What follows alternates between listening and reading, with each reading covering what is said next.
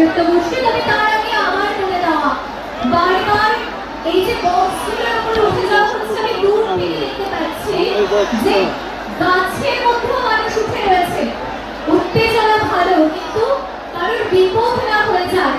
আর মঞ্চের ডান দিকের বক্সটা এতটাই নড়ছে যে বন্ধ হয়ে যেতে পারে, এরপরে কিন্তু আমাদের নাচটা বন্ধ